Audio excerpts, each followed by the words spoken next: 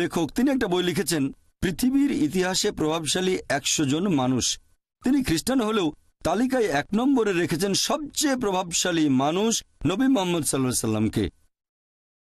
এমনিতেও দেখবেন যে মুসলিমরা তাদের নবীকে ইতিহাসের সবচেয়ে গুরুত্বপূর্ণ আর প্রভাবশালী মানুষ বলে মনে করে থাকে। অনেক অমুসলিমও ব্যাপারটাকে এভাবেই দেখে থাকে। তবে যদি ভালো করে দেখেন যে এই পৃথিবীতে যে মানুষটার বিরুদ্ধে সবচেয়ে বেশি বই লেখা হয়েছে তিনিও নবী মুহাম্মদ সাল্লাল্লাহু আলাইহি সাল্লাম। সেই বইটাতে তালিকায় 2 নম্বরে আছেন স্যার আইজ্যাক নিউটন। তিনি আসলে সব মানুষের কাছে সেভাবে পরিচিত নন, তিনি ছিলেন বিজ্ঞানী। সেই তালিকায় 3 নম্বরে আছেন যীশু খ্রিস্ট বা ঈসা আলাইহিস সালাম। খেয়াল করলে এটাও দেখবেন পৃথিবীর ইতিহাসে যার বিরুদ্ধে দ্বিতীয় সর্বোচ্চ বই লেখা হয়েছে তিনি হলেন যীশু খ্রিস্ট বা ঈসা আলাইহিস সালাম। এই বইগুলো দেখে আমি কি এমন সিদ্ধান্ত নেব যে নবী মুহাম্মদ সাল্লাল্লাহু আলাইহি ওয়াসাল্লাম এবং যীশু খ্রিস্ট বা ঈসা আলাইহিস সালাম তারা ভালো মানুষ ছিলেন না? আপনাকে বুঝতে হবে, যখন কেউ জনপ্রিয় হয়ে যায় অবশ্যই তার বিরুদ্ধে কিছু লোক দাঁড়িয়ে যাবে। আর যুক্তরাজ্যের হোম ডিপার্টমেন্টের কথা অনুযায়ী 2009 সালে আমি যখন এসেছিলাম এখানে, একটা বিশ্বস্ত সূত্রে আমি জেনেছিলাম যুক্তরাজ্যের হোম ডিপার্টমেন্টের তথ্য অনুযায়ী পৃথিবীতে সবচেয়ে জনপ্রিয় ইসলামিক স্যাটেলাইট চ্যানেল হচ্ছে পিস টিভি। আর যুক্তরাজ্যের সবচেয়ে বেশি যে ইসলামিক স্যাটেলাইট চ্যানেল দেখা হয় সেটাও পিস টিভি। শুধুমাত্র মুসলিমরা যে দেখে তা নয়, অনেক অমুসলিমও পিস টিভি দেখে। এই রিপোর্টই বলছে পৃথিবীতে সবচেয়ে জনপ্রিয় ইসলামিক বক্তা হলেন ডক্টর জাকির নায়েক, আর যুক্তরাজ্যের সবচেয়ে জনপ্রিয় ইসলামিক বক্তাও ডক্টর জাকির নায়েক। এই কারণে হোম ডিপার্টমেন্ট আমাকে অনুরোধ করেছিল যে আমি সেই মুসলিমদের কাছে পৌঁছাতে পারবো কি না যাদের কাছে ইউকে সরকার পৌঁছাতে পারছে না। তবে এখন সরকার পরিবর্তন হয়েছে আর আমার মনে হয় এটা আসলে একটা রাজনৈতিক পদক্ষেপ, কোনো আইনি পদক্ষেপ নয়। আর হয়তো তারা চেয়েছিল জনপ্রিয় কাউকে, যাতে সবাইকে জানাতে পারে আমরা মুসলিমদের বিরুদ্ধে খুব কঠোর। আর আমার মতামত জানতে চাইলে বলবো, আমি রাজনৈতিক নেতাদের চেয়ে বিচার বিভাগের উপর বেশি ভরসা করে থাকি। আমার মতে এরকম হয়েছে জনপ্রিয়তার কারণেই, আর এটা আসলে একটা রাজনৈতিক সিদ্ধান্ত, আইনি সিদ্ধান্ত নয়। আর ইনশাল্লাহ আল্লাহ তাআলা চাইলে এই এক্সক্লুশন অর্ডারটাকে বাতিল করবে কোর্ট অব আপিল। আশা করি উত্তরটা পেয়েছেন। ধন্যবাদ। আমার নাম মিলিয়াস প্যালিওলাস, পেশায় একজন আইনজীবী, ঐতিহাসিক এবং ধর্ম বিশেষজ্ঞ। আপনি খুব সুন্দরভাবে ইসলাম এবং কোরআনের বিভিন্ন বিষয় ব্যাখ্যা করলেন।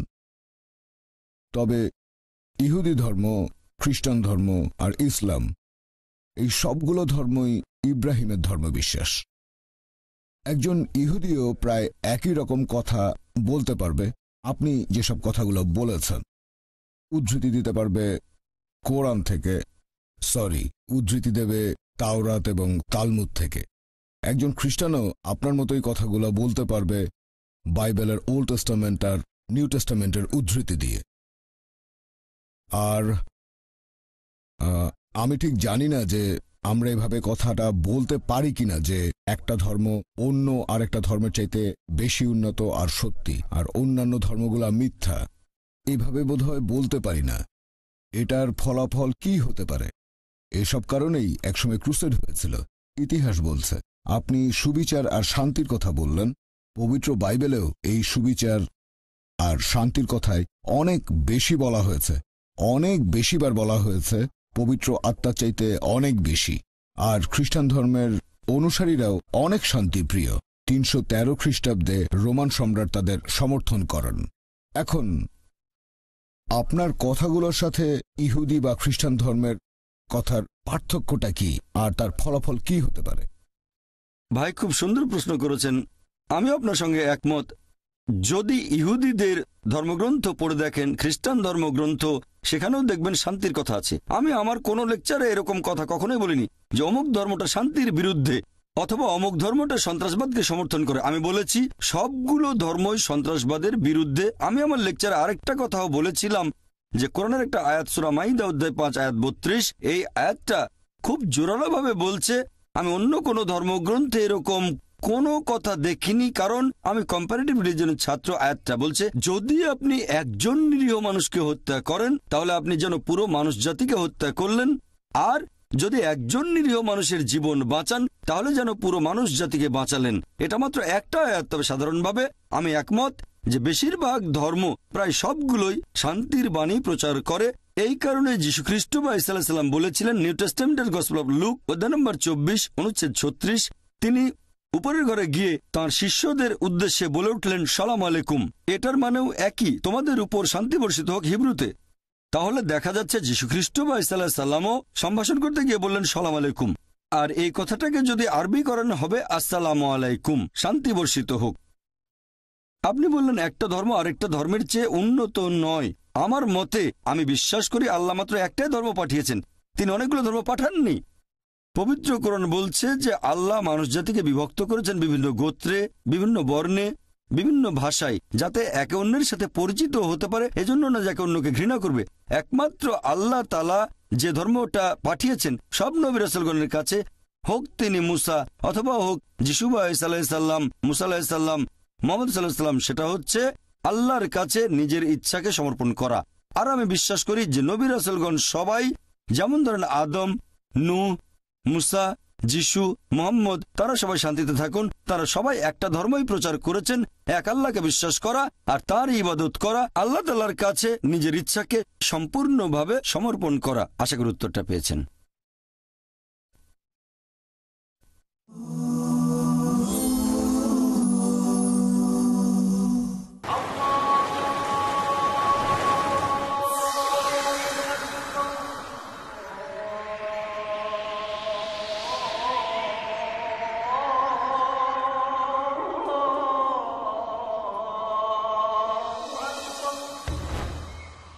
যাদের পথে চলা যায় না,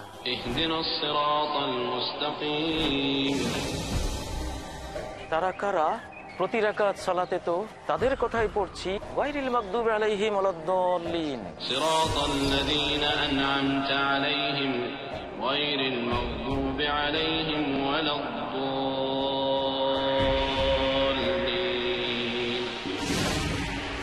তবে কি ইচ্ছে করে অথবা জ্ঞানের ভুলে আমরা অনেকেই ছুটে চলেছি সেই অভিশপ্ত এবং ভ্রান্তদের পথেই? জানতে দেখুন পিস টিভি বাংলায় আমাদের আয়োজন, যাদের পথে চলা যায় না। সুবহানাল্লাহ, হামদুলিল্লাহ, ওয়া লা ইলাহা ইল্লাল্লাহ, আল্লাহু আকবার। সুবহানাল্লাহ, হামদুলিল্লাহ, ওয়া লা ইলাহা ইল্লাল্লাহ, আল্লাহু আকবার। জানেন কেন ইসলাম মন্দ পথকে নির্বাচন না করার নির্দেশ দিয়েছে? যাদের পথে চলা যায় না। প্রতি রবিবার রাত 10টায় বা পুনঃ সম্প্রচার সকাল 8:30 বাংলাদেশে, পিস টিভি বাংলায়।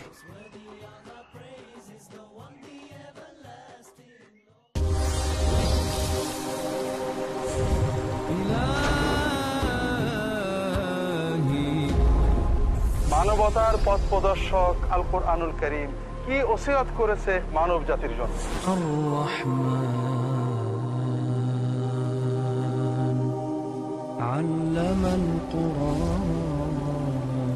দ্বীন ইসলামের মূল নির্দেশনাগুলো কি কি?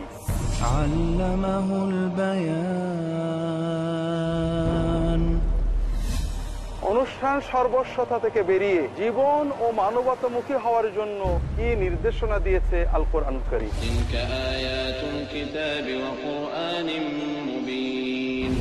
এসব কিছু জানার জন্য দেখতে থাকুন পিস টিভি বাংলার নিয়মিত অনুষ্ঠান আল কোরআনের ওসিয়ত।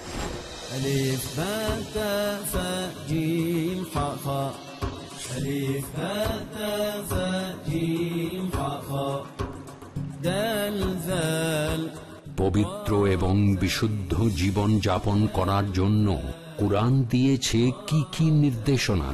জানতে হলে দেখুন কুরআনের ওসিয়ত, প্রতি বৃহস্পতিবার সন্ধ্যা 6:30 বা পুনঃ সম্প্রচার দুপুর 12:30 বাংলাদেশে, পিস টিভি বাংলায়।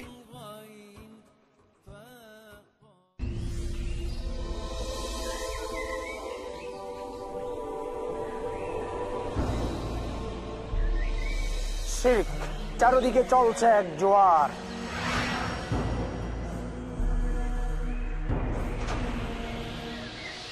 বিদআতের প্রচন্ড ঝড়ে লন্ডভন্ড রাসূলুল্লাহ সাল্লাল্লাহু আলাইহি ওয়াসাল্লামের সুন্নাহ।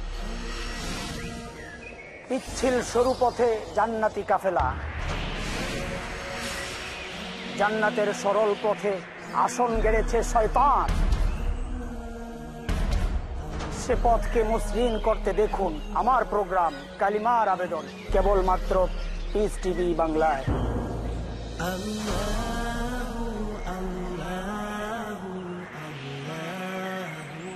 জানুন কেন মুমিন নিজের জন্য নির্বাচন করেন সেই কাজ যার প্রথম উদ্দেশ্য হল তাওহীদের প্রচার। কালিমার আবেদন প্রতি বৃহস্পতিবার রাত 11:30টায় বা পুনঃ সম্প্রচার সকাল 8:30টায় বাংলাদেশে পিস টিভি বাংলায়। একটি পরিকল্পিত আলোচনা। জন্ম নিয়ন্ত্রণ চিন্তাধারা কতটা ইসলামের সাথে সংগতিশীল? মানবতার কল্যাণের জন্য তারা নিজ দেশে বলছে সন্তান বাড়াও, অপরদিকে মুসলিম দেশগুলিতে জনসংখ্যা কমানো যায় এর পুরস্কার ঘোষণা করছে। উন্নতি সাধনের জন্য কোরআন হাদিসের জ্ঞান মানুষের যখন থাকে না, তখনই মানুষ এই পদক্ষেপ নেয়। এটার অনেকগুলো দিক রয়েছে। ডক্টর আব্দুল্লাহ জাহাঙ্গীর, আব্দুর রাজ্জাক বিন ইউসুফ, শেখ শাহিদুল্লাহ খান মাদানী, মুফতি কাজী মোহাম্মদ ইব্রাহিম, জাহাঙ্গীর আলম। সর্বশেষ চূড়ান্ত ধর্ম ইসলাম। রিজিক দাতা মাতাও নন পিতাও নন। মুসলমানের একটা আস্থা বিশ্বাস গোটা বিশ্বের তিনি রব। আল্লাহ তাআলা মানব জাতিকে সৃষ্টি করেছেন, এর মূল ইউনিট হলো পরিবার। বোঝেন জীবনের বার্তা, জ্ঞানগর্ভ আলোচনার মঞ্চ প্রতি রবিবার রাত 9:30টায় বা পুনঃ সম্প্রচার সকাল 8টায় বাংলাদেশে পিস টিভি বাংলায়।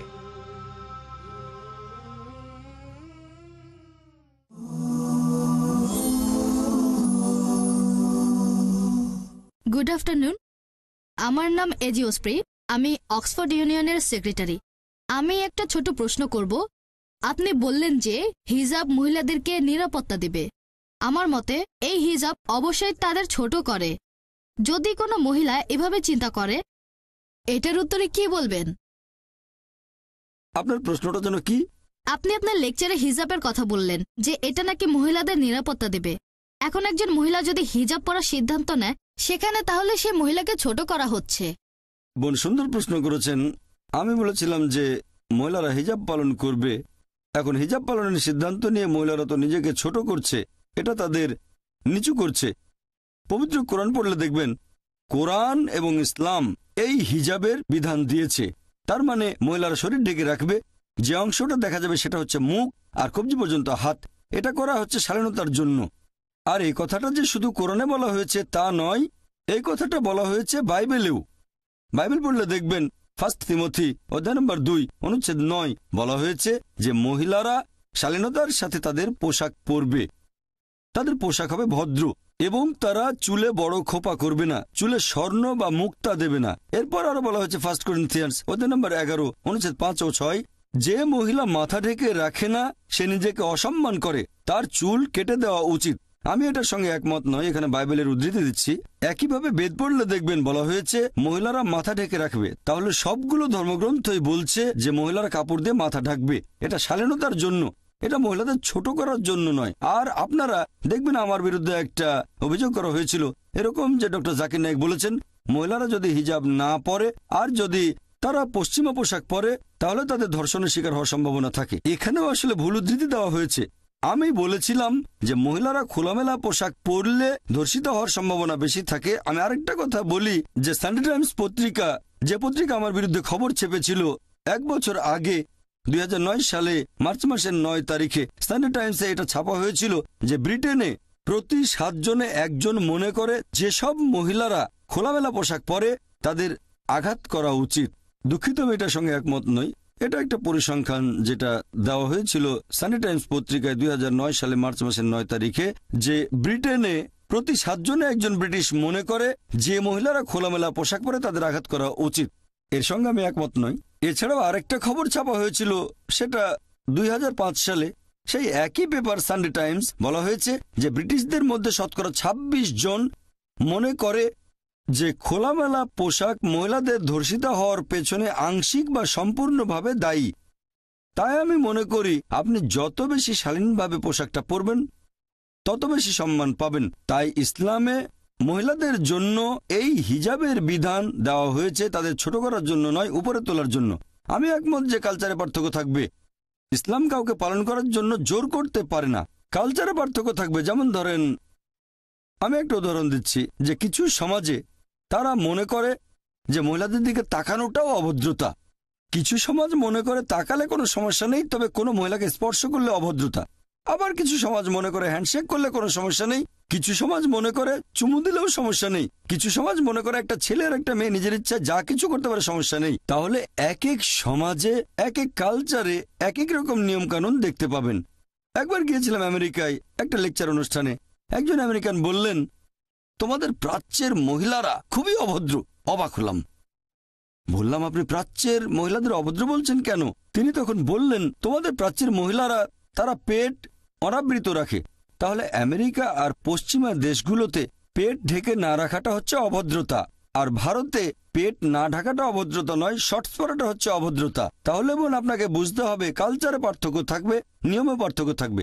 ইসলাম জোর করতে পারে না পালন করার জন্য। পবিত্র কোরআনে পরিষ্কার বলা হয়েছে, সূরা বাকারা অধ্যায় 2 আয়াত নম্বর 256, দিনের ব্যাপারে কোনো জবরদস্তি নেই। তবে যদি একজন মহিলা হিজাব পালন করতে চায় কারণ তারা মনে করে যে এভাবে শালীন থাকবে, সম্মান পাবে, আমার মতে অন্য মহিলাদের দ্বিমত হওয়া উচিত না। আমি যখন যুক্তরাজ্যে গিয়েছিলাম তখন হাজার হাজার মহিলাকে দেখেছি আমি, যারা মাথা ঢেকে রেখেছে। তারা মনে করে এতে মর্যাদা বাড়ছে, কারণ হচ্ছে শালীনতা।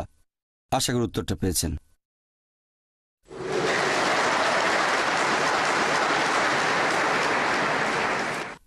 Good evening doctor Zakir Naik. আমার নাম ডক্টর রামসি, অক্সফোর্ড থেকে, ইউনিভার্সাল পিস অর্গানাইজেশনের অ্যাম্বাসেডর। এছাড়াও আমি মুসলিম কাউন্সিল অব ব্রিটেনের একজন সদস্য। প্রথমেই বলবো, আপনি অসাধারণ একটা কাজ করেছেন, আলহামদুলিল্লাহ।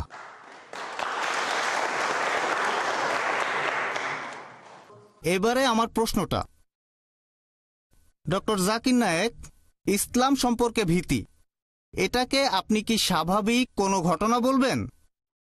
সেরকম হলে কিভাবে এটার প্রতিকার করা যেতে পারে? এখানে মুসলিম সম্প্রদায়কে কি কোনো প্রকার দায়িত্ব পালন করতে হবে, নাকি সামগ্রিকভাবে সেই সমাজকে চেষ্টা করতে হবে এই ভীতিটাকে কোনোভাবে কাটানোর? আমার মতে সব ধরনের ভয় তৈরি হয় যখন দেখা যায় জিনিসটা আমাদের অজানা অচেনা। ধন্যবাদ ভাই, খুব সুন্দর প্রশ্ন করেছেন যে ইসলাম সম্পর্কে ভীতিটা কি স্বাভাবিক ঘটনা, কিভাবে প্রতিকার করা যায়। এখানে কি মুসলিম সম্প্রদায়কে সেই দায়িত্ব পালন করতে হবে? হ্যাঁ, ইসলাম সম্পর্কে ভীতি আছে, এমনকি এই 20 শতাব্দীতেও। আর আমি আমার লেকচারে বলেছিলাম, আমার মতে ইসলাম সম্পর্কে এই ভীতির অন্যতম একটা কারণ হচ্ছে এই মিডিয়া। এছাড়াও লেকচারে বলেছিলাম যে ইসলাম ধর্ম সম্পর্কে মিডিয়া বেশ কিছু ভুল ধারণা প্রচার করে থাকে। আমি এ ব্যাপারে একমত যে এখানে আমাদের মুসলিমদের দায়িত্ব হচ্ছে আমরা ইসলামের সত্যের বাণী প্রচার করব। আমি জানি মুসলিমদের মধ্যেও কিছু কুলাঙ্গার আছে। আমি বলছি না যে মুসলিমরা সবাই 100% ধার্মিক, সবাই ভালো। সব সম্প্রদায়ের ভেতরে কুলাঙ্গার আছে, মুসলিমদের ভেতরে। মিডিয়া এখানে কি করে, তারা মুসলিম সম্প্রদায় থেকে এই কুলাঙ্গারদের বেছে নেয় আর প্রচার করে যে এরাই হচ্ছে আদর্শ মুসলিম। আমাদের যেটা করতে হবে, আমরা প্রচার করব কোরআনের সঠিক শিক্ষাটা আর নবী মুহাম্মদ সাল্লাল্লাহু আলাইহি ওয়াসাল্লামের হাদিসগুলো।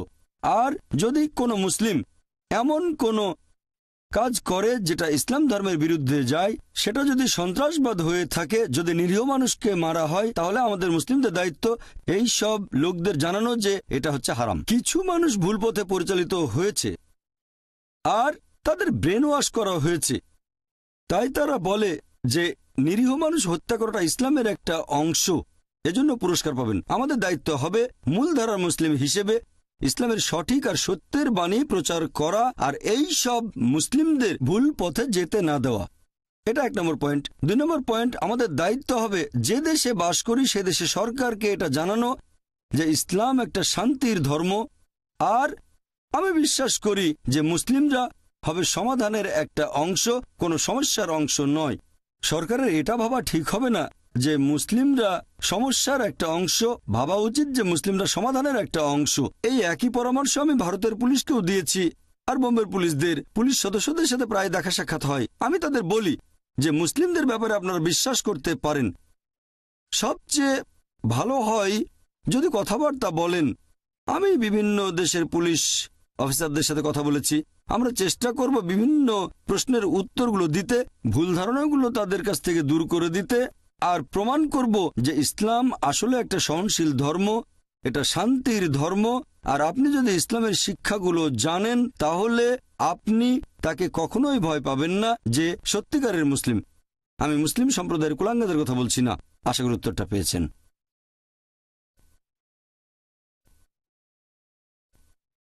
ডক্টর নায়েক, আমার নাম ইয়াসমিন, আমি ইউনিভার্সিটির ছাত্রী। আমার প্রশ্নটা আগের প্রশ্নটার একটা প্রসঙ্গ থেকে। আপনি বলেছিলেন যে আপনি যুক্তরাজ্যে আসতে চেয়েছিলেন কারণ আপনি সেই মুসলিমদের কাছে পৌঁছাতে চেয়েছিলেন যাদের কাছে সরকার পৌঁছাতে পারছে না। এখন আপনার মতে যুক্তরাজ্যের সরকার ঠিক কোন কারণে ব্রিটেনের মুসলিমদের কাছে সেভাবে পৌঁছাতে পারছে না? ধন্যবাদ। বোন, আপনি প্রশ্ন করেছেন যে আমি যুক্তরাজ্যে আসতে চেয়েছিলাম সেই সব মুসলিমদের কাছে পৌঁছানোর জন্য যাদের কাছে সরকার পৌঁছাতে পারছে না। আপনার বুঝতে একটু ভুল হয়েছে বোন। আমি বলেছিলাম Charles Farr, office for security and counter টেররিজমের ডিরেক্টর জেনারেল মনে করেন যে আমি সেই সব মুসলিমদের কাছে পৌঁছাতে পারি যাদের কাছে সরকার পৌঁছাতে পারছে না। তিনি মনে করেন, আমি না। আর আমি যেটা মনে করি, এখানে হোম ডিপার্টমেন্টের কাছে এই তথ্যটা ছিল যে পিস টিভি হচ্ছে যুক্তরাজ্যের সবচেয়ে জনপ্রিয় ইসলামিক স্যাটেলাইট টিভি চ্যানেল। মুসলিমরা দেখেন, পাশাপাশি অমুসলিমরা দেখেন। আর সবচেয়ে জনপ্রিয় বক্তা হোম ডিপার্টমেন্টের কথা অনুযায়ী, আমার না, হোম ডিপার্টমেন্টের কথা অনুযায়ী ডক্টর জাকির নায়েক। তিনি মনে করেছিলেন আমি তাদের কাছে পৌঁছাতে পারবো, আর তিনি হয়তো ভেবেছিলেন আমার কথাগুলো প্রভাব ফেলবে, আর তিনি হয়তো আমার কথাগুলো প্রসঙ্গসহ পড়েছেন। সেই কারণেই তিনি হোম সেক্রেটারি টেরেসা মের পাশ করা সেই এক্সক্লুশন অর্ডারের বিরুদ্ধে ছিলেন। আশা করি উত্তরটা পেয়েছেন। আপনার মতে তার যুক্তিটা কি ছিল?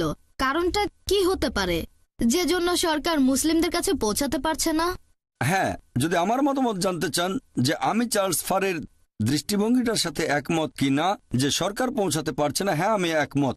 আমি তার সাথে একমত, কারণ আগের প্রশ্নের উত্তরে আমি বলেছিলাম সরকারের এভাবে ভাবা উচিত নয় যে মুসলিমরা সমস্যার একটা অংশ। সরকারের ভাবা উচিত যে মুসলিমরা সমাধানের একটা অংশ। কারণ এখানে অনেক মুসলিম আছেন যারা ব্রিটিশ নাগরিক, আর একজন মুসলিমের দায়িত্ব হচ্ছে যে দেশে বসবাস করছে সেখানকার আইন কানুন সবকিছু মেনে চলা, যতক্ষণ না তাকে এমন কিছু করতে বাধ্য করা হচ্ছে যেটা ইসলাম ধর্মে নিষিদ্ধ, অথবা এমন কিছু করতে বাধা দেওয়া হচ্ছে যেটা ইসলাম ধর্মে বাধ্যতামূলক। ভারতের কথা যদি বলতে হয়, আমার জানা মতে সেখানে এমন কোনো আইন বা সংবিধানের ধারা নেই যেটা ভারতের মুসলিমদের বাধ্য করছে এমন কিছু করতে যেটা নিষিদ্ধ, অথবা এমন কোনো কাজে বাধা দিচ্ছে যেটা ইসলাম ধর্মে বাধ্যতামূলক। তাই আমি একজন নিয়ম মানা মুসলিম আর ভারতীয় হিসেবে গর্বিত। তাহলে আমি ভারতীয় মুসলিম হিসেবে গর্বিত। সেরকম আমার মনে হয় অনেক ব্রিটিশ নাগরিক আছেন যারা আমার মতো করে ভাবেন। তারা মুসলিম এবং তারা দেশের আইন কানুন সবকিছু মেনে চলছেন, তাই তারা ব্রিটিশ মুসলিম। আমার মতে সরকারের উচিত হবে মুসলিমদের বিশ্বাস করা, আর তাদের যেটা করা উচিত তারা এটা নিশ্চিত করবে যে মিডিয়ার এই মিথ্যে প্রচারণা কুৎসা রটানো যেন বন্ধ হয়। সবচেয়ে সেরা দৃষ্টান্ত এখানে সেটা আমি নিজেই। বর্তমানে পিস টিভির দর্শকের সংখ্যা 10 কোটিরও বেশি। এরকম অনেকেই আছে যারা বলে যে আমি নাকি শান্তির দূত, তারা বলে আমি শান্তিপ্রিয় মানুষ। অনেক দেশের রাষ্ট্রপ্রধানগণ আছেন, এরকম অনেক দেশ আছে, অনেক। তারা আমাকে রাষ্ট্রীয় অতিথি হিসেবে ডেকে এনেছেন। আপনি কি বলবেন এতজন রাষ্ট্রপ্রধান, বিভিন্ন দেশের প্রেসিডেন্ট, প্রধানমন্ত্রী, রাজা, তাদের সাথে কথা বলেছি, আমি ডিনার করেছি, আপনি কি বলবেন তারা এমন লোককে ডেকেছে যে সন্ত্রাসবাদকে সমর্থন করে, যে শুধু ঘৃণা প্রচার করে? আমি এখানে বলবো এই পুরো ব্যাপারটাই আসলে কৌশলে নিয়ন্ত্রণ করেছে মিডিয়া। মিডিয়া দ্বারা প্রভাবিত হওয়া সরকারের উচিত হবে না, বা প্রভাবিত হয়ে সিদ্ধান্ত নেওয়াটা উচিত হবে না। তাদের কি করা উচিত? তাদের উচিত হবে সেই লোককে ব্যাখ্যা করার সুযোগ দেয়া। তাহলে আমার মতে তাদের ভেতরের ভুল ধারণাগুলো দূর হবে, আর আমি নিশ্চিত যে যুক্তরাজ্য বসবাসের জন্য একটা শান্তিপূর্ণ জায়গা হবে। আশা করি উত্তরটা পেয়েছেন।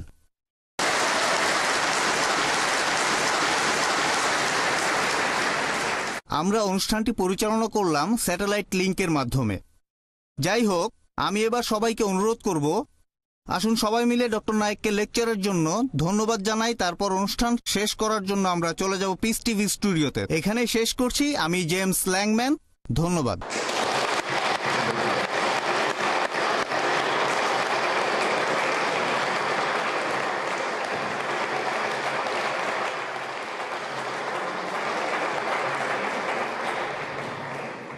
আমি আন্তরিকভাবে ধন্যবাদ জানাচ্ছি অক্সফোর্ড ইউনিয়নকে, বিশেষ করে অক্সফোর্ড ইউনিয়নের প্রেসিডেন্ট মিস্টার জেমস ল্যাংম্যানকে এই অনুষ্ঠানের আয়োজনের জন্য।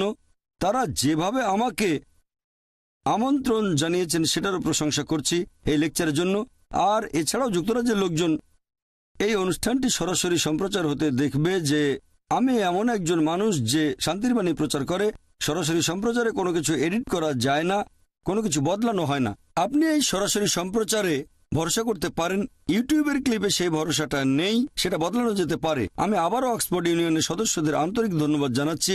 আমি আশা করছি খুব শিগগিরই যখন এক্সক্লুশন অর্ডারটা বাতিল করা হবে, ইচ্ছে আছে আমি নিজে একবার অক্সফোর্ড ইউনিয়নে এসে সদস্যদের সাথে পরিচিত হব।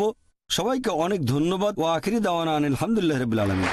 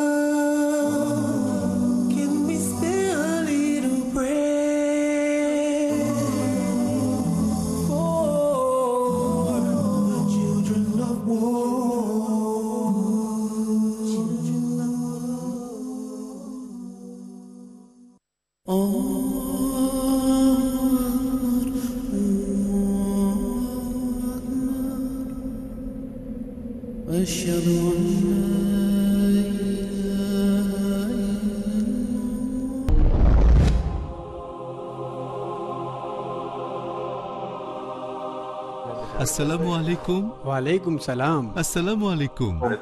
আমি আমাদের এই ধর্মের আসল সৌন্দর্য অন্যদের কাছে ছড়ানোর জন্য চেষ্টা করছি, কিন্তু দুর্ভাগ্যবশত আমি ইসলামের বাণী ছড়ানোর কোনো উপায় খুঁজে পাইনি। আমার কাছে এর সমাধান আছে। যেহেতু আমি কোনো আলিম নই, তাই আমি বেছে নিয়েছি পিস টিভিকে, একটি আন্তর্জাতিক খ্যাতি সম্পন্ন ইসলামিক টেলিভিশন চ্যানেল। একটা টেলিভিশন চ্যানেলকে কি জাকাত দেওয়া যাবে? হ্যাঁ সত্যি। যদি এটা হয় non profit Islamic television channel piece TV নয়, কেন নয়? পৃথিবীর বড় বড় আলেমগণের নিকট থেকে ফতোয়া এসেছে যা বলে যে জাকাত দেওয়া যাবে কোনো অলাভজনক ইসলামিক স্যাটেলাইট টেলিভিশন চ্যানেলকে, যার মূল লক্ষ্য হচ্ছে ইসলামের সঠিক বাণী ছড়িয়ে দেওয়া। পিস টিভির সাথে থাকুন। আপনার জাকাত ও দানের অর্থ পাঠাতে পারেন IRFI, Al Rayan bank, quadrant code 48 Calthorpe road, Birmingham, UK।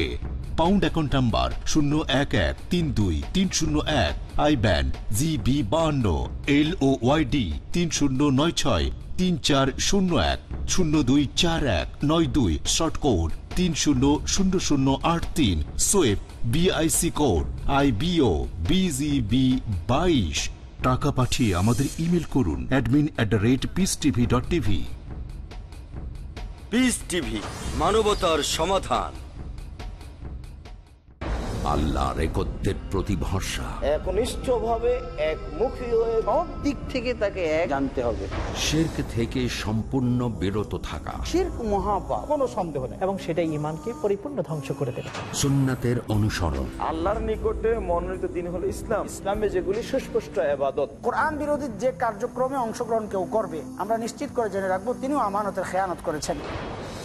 Hasan Jamil, Shahidullah Khan Madani, doctor হাফেজ ABM হাসবুল্লাহ, আকরামুজ্জামান বিন আব্দুসালাম, মুজাফফর বিন মহসিন, মোহাম্মদুল হাসান, আব্দুর রাজ্জাক, জাহাঙ্গীর আলমের উপস্থাপনায় তাওহীদ, ঈমান এবং ইসলামের মূল ভিত্তি। কবরকে সিজদা করতেছে, সেটা ইসলাম ভঙ্গের কারণ। স্রষ্টা আল্লাহ, কর্তা একমাত্র আল্লাহ।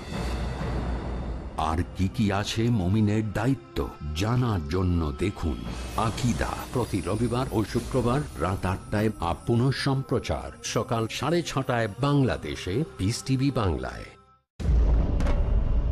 বিশ্বজাহান পরিচালনার জন্যে সুন্দর একটি যদি বিধান না হয়, তাহলে তার ধ্বংস যে অনিবার্য।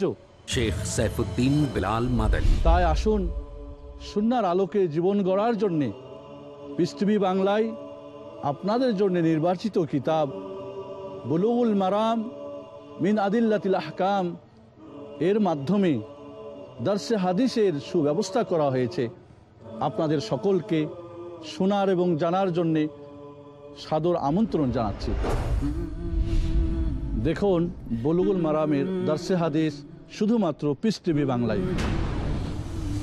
বুলুগুল মারাম প্রতি রবিবার, মঙ্গলবার ও বৃহস্পতিবার সন্ধ্যা 6টায় বা পুনঃ সম্প্রচার দুপুর 1:30টায় বাংলাদেশে পিস টিভি বাংলায়।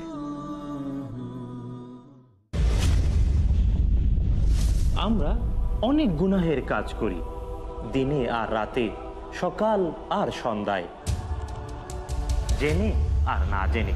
কিন্তু কিছু গুনাহ রয়েছে কবিরা, যা আল্লাহ সুবহানাহু ওয়া তাআলা তওবা করা ছাড়া ক্ষমা করে দেবেন না।